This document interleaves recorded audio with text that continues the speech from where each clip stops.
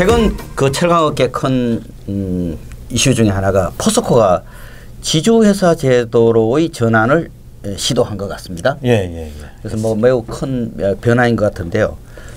우선 이 지주회사 제도를 지금 이렇게 시도하는 이유 배경은 어디에 있는 겁니까? 네, 가장 큰 배경은 첫째 포스코라는 회사가 성과에 비해서 그 투자자들로부터 그렇게 제대로 평가를 받고 있지 못하다라는 게 가장 큰 배경이겠죠. 아무래도 포스코 같은 경우는 원래 사상 최대의 영업이익을 누리고 있는데 포스코 그룹 자체가 아마 철강 산업이라는 데 대해서 너무 비중이 크고 또 투자자들 입장에서는 철강 산업 자체가 앞으로 큰 성장성이 크지 않다. 뭐 이렇게 생각하기 때문에 아무래도 그 투자자들 입장에서 그 포스코 그룹 전체에 대한 평가가 상당히 생각보다 저평가되어 있다. 이런 배경이 가장 첫 번째인 것 같습니다. 그래서 주식시장에서 철강 산업을 보는 관점은 이미 좀 이렇게 약간 저평가되는 쪽으로. 그렇죠. 포스코 입장에서 앞으로 성장성 있는 산업도 많이 하고 있는데 너무 투자자들이 포스코는 철강 산업이다. 철강 산업. 철강 산업은 뭐 그렇죠. 미래지향적인 산업은 아니다. 뭐 이런 너무 철강 산업 중심으로는 포스코를 보고 있다. 그래서 그러한 그걸 이제 인식을 좀 개선시키기 위해서는 지주회사를 통해서 여러 가지 사업을 다각화된 그러한 사업을 추진하겠다라는 그런 목적이 가장 크죠. 그러니까 전체 지주회사를 만들고 전 그룹을 관리하는 지주회사를 만들고 소위 포스코를 물적 분할해서 그렇죠. 별도의 회사로 만들고 그런 철강 산업도 하나의 어떤 사업 분야로서 일단 그 분할을 하고 그다음에 뭐 2차 전지, 그 음극재, 양극재와 하는 배터리 소재, 그다음에 건설, 그다음 뭐 에너지, 뭐 이런 여러 분야로 지금 다각화를 조금 더 왕성하게 하겠다라는 그런 배경이 깔려 있습니다. 그러니까 포스코가 철강만 하는 기업은 아니다. 저는 이제 철강은 그 많은 것 중에 하나에 불과하고 그렇죠. 다양한 산업을 하고 있어서 훨씬 더 주식시장에서 좀 더 긍정적인 그런 평가를 받고 싶어 하는 거죠. 그게 가장 큰 목적이 아닌가라는 맞습니다. 그래서 이런 게 이제 지금 이미 많이 본격적으로 추진되고 있죠.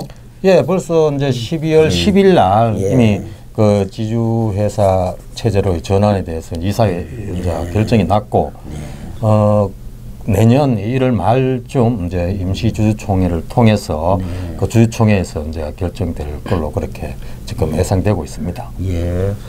그 뭐 포스코의 어떤 성장사를 보면 2000년대 민영화 그렇죠. 이후에 보면 이게 매우 큰 어떤 전략적 선택인 것 같습니다. 아마 민영화 이후에 가장 큰 어떤 지배구조의 전환 그런 어떤 큰 이벤트가 되겠죠. 아마 전환점이 되는 그런 계기가 될 것 같습니다. 저희들 같이 철강을 이렇게 전문으로 하는 입장에서는 이 소위 그 지주회사 제도라는 것이 바로 이 다각화의 어떤 그런 추진 이거하고 관련이 많아 보입니다. 과거에 이제 포스코는 사실 오랜 세월 동안 이 철강 중심이냐, 이 본업 중심이냐, 아니면 다각화냐, 다각화냐 또 본업 중심이냐 이 부분에 있어서 전략상 좀 이렇게 좌왕우왕하는 게 좀 있었거든요. 이제 이번에 최정호 회장님은 또 이제 새로운 또 다각화에 방점을 두고 있는 게 아닌가 싶은데 어떠세요? 맞습니다. 모든 뭐 전 세계 철강 업체들이 사실은 대부분 그 성장의 한계를 겪을 때 다각화를 많이 추진해 왔지 않습니까? 아마 포스코도 그런 차원에서 우리나라의 철강 산업의 성장성에 대해서 약간 어떤 불안한 그런 측면이 있었고 그래서 지금 50년 설립 50년을 지나서 100년 포스코를 바라보면서 철강 포스코가 영원한 포스코가 되기 위해서는 100년 포스코가 되기 위해서는 철강 이외에 다른 분야도 철강 사업과 같이 그렇게 성장시켜야 된다. 그러면 결국은 다각화겠죠. 맞습니다. 다각화된 산업도 철강 산업과 같이 그렇게 철강 공과 같이 그렇게 성장시켜야 된다는 그러한 어떤 목표가 있었습니다. 그래서 아마 다각화에 대해서 조금 더 적극적으로 아마 생각을 했었고 그걸 좀 더 원활하게 이행하기 위한 그런 방안으로서 현재 체제보다는 지주회사 체제가 훨씬 더 효율적이다라는 그런 아마 판단을 한 것 같습니다. 예.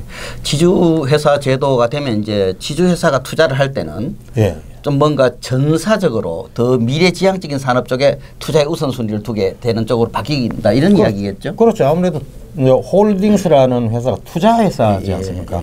어떻게 이제 자산은 그냥 주식으로서 대부분 가지고 있고 그래서 투자 이제 그 홀딩스의 가치를 높이기 위해서는 되도록이면 성장성 높은 곳에 사업을 투자를 해야 그 가치를 높일 수 있는 거죠. 맞습니다. 그래서 아마 앞으로 이제 포스코에서 이제 그런 지주회사 체제의 전환을 아마 발표하면서도 앞으로 수소, 뭐 음극재나 양극재의 어떤 배터리 소재 뭐 이런 쪽으로 훨씬 더 많이 적극적으로 하겠다 이렇게 발표를 했거든요. 그렇게 보면 앞으로 투자의 중심은 그런 다각화된 성장성 높은 그런 쪽으로 그런 산업 쪽으로 옮겨갈 가능성이 높다 이렇게 보여집니다. 지금 포스코 중심의 체제보다는 어떻든 포스코 홀딩스가 되면 그런 쪽으로의 투자가 더 용이해지는 건 확실한 것 같습니다. 용이해지고 또 투자자들이 그걸 원하니까 그런 식으로 이제 나아가겠죠. 예.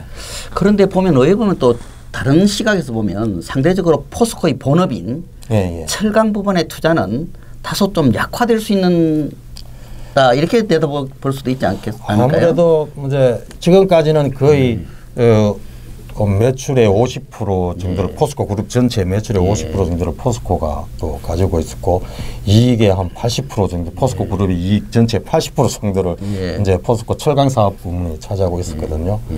그런데 그러한 이익의 80%를 포스코 철강 부문이 이제 차지하고 있다 손 치더라도 지주회사의 입장, 홀딩스의 입장에서 보면 그러한 일단 여유 자본을 어떻게 그 더 높은 효율성 높은 효과가 높은 곳에 투자할 거냐 이런 쪽으로 결정할 가능성이 높기 때문에 아무래도 철강 사업 중심의 투자보다는 조금은 다른 성장성 높은 다른 다각화 쪽의 투자가 더 훨씬 더 중요성을 더 아마 높게 가질 가능성이 높다. 현실적으로도 포스코 케미칼 같은 회사들은 훨씬 더 시장에서 높은 평가를 받고 있지 않습니까? 그렇죠. 지금 포스코 케미칼 같은 경우도 수익은 사실은 뭐 2천억에서 3천억 정도 되는데 시가총액은 한 17조쯤 되거든요.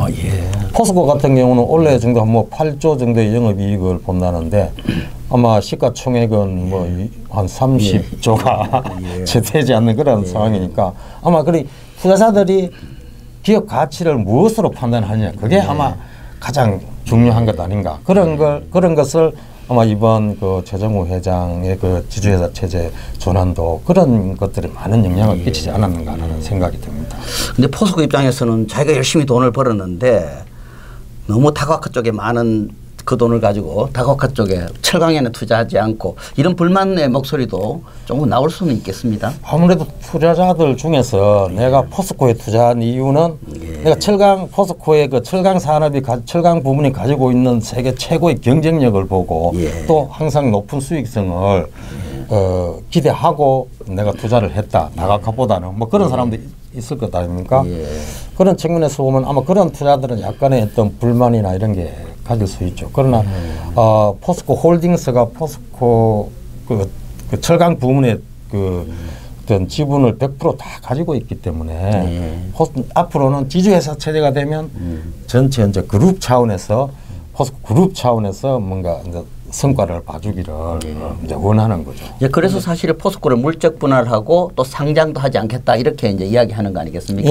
그렇습니다. 물적 분할을 해서 완전히 100% 이제 포스코 홀딩스의 지배하에 두는 그런 방식을 지금 택했고 그리고 또 정관에도 상당히 이제 아마 재상장하는 철강부를 재상장하는 그러한 것을 조금 상당히 어렵게 만들어놨거든요.